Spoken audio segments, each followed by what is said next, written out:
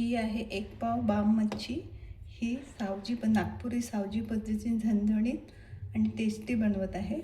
ही पहिली धुवून स्वच्छ केलेली आहे. आता त्यासाठी लागणारं साहित्य: हा मीडियम कांदा, तिखट, हे मीठ आहे आणि हे सर्व मसाला. त्यासोबत अद्रक लसणाची आणि कोथिंबीरची पेस्ट आणि वरून टाकायला कोथिंबीर. पातेलं घेतलेलं आहे. त्यामध्ये या चम्मचनी 2 चम्मच तेल टाकत आहे.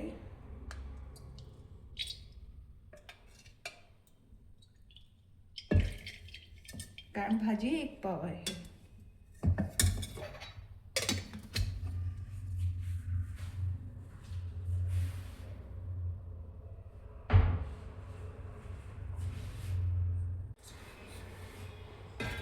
तेल तापलेलं आहे. फिश पहिले तळून घ्यायची.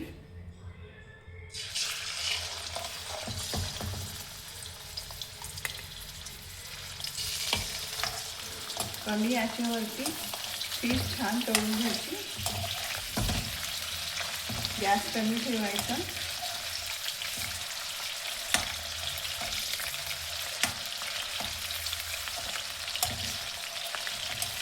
सावजी कधी तिखट दिसत असली तरी पोटाला त्रास होत नाही आणि मसाल्याचा पण त्रास होत नसतो.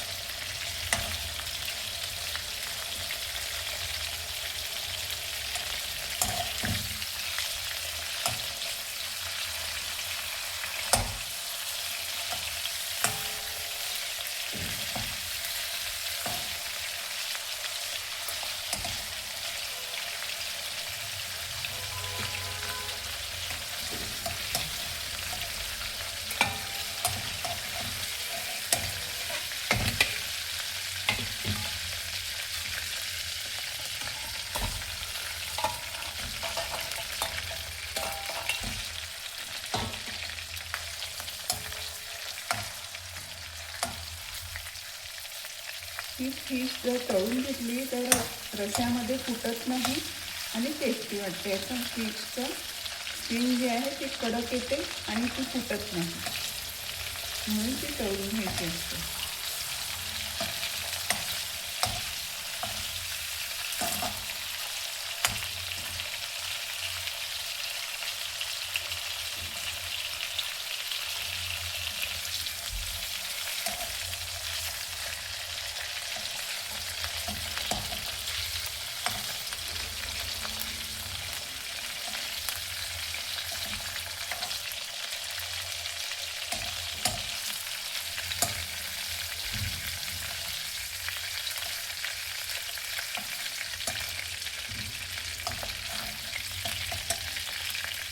तळून झालेली आहे. या तेलामध्ये आपण घेतलेला कांदा जो आहे तो चिरून झालेला आहे, बारीक चिरला, तो यामध्ये टाकायचा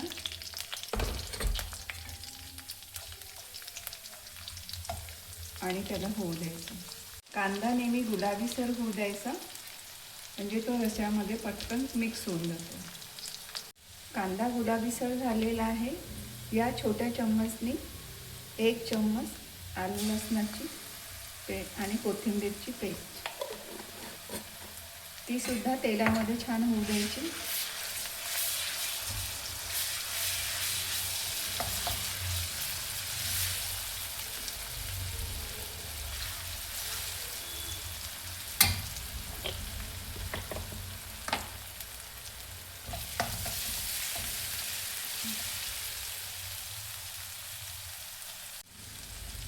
ही पेस्ट सुद्धा झालेली आहे. आता 1 पाव नव्हे 1 चम्मचपेक्षा, हा चम्मच छोटाच आहे, 1 चम्मच एवढं तिखट टाकायचं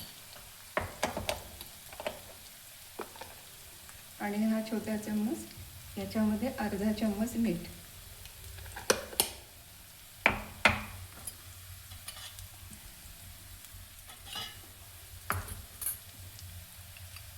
अर्धा चम्मच जिरा पावडर छोट्या चम्मचनी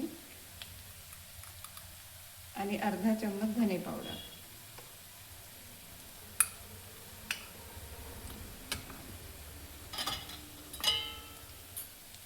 आणि या चम्मचनी 1 चम्मच सावजी मसाला,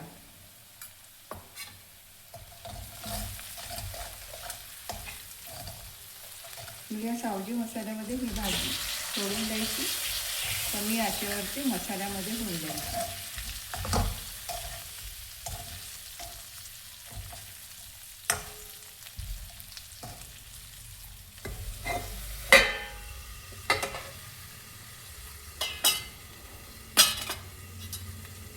गॅस कमी ठेवला तर गॅसची बचत पण होते आणि मसाला जो आहे प्रत्येक भाजीच्या आतमध्ये जाते, म्हणजे भाजी टेस्टी होते.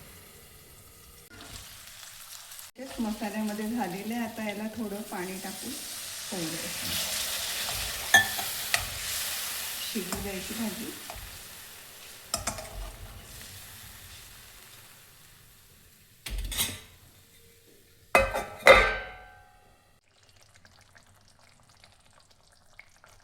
झणझणीत नागपुरी सावजी झणझणीत फिश तयार झालेली आहे. आता त्यामध्ये कोथिंबीर टाकत आहे.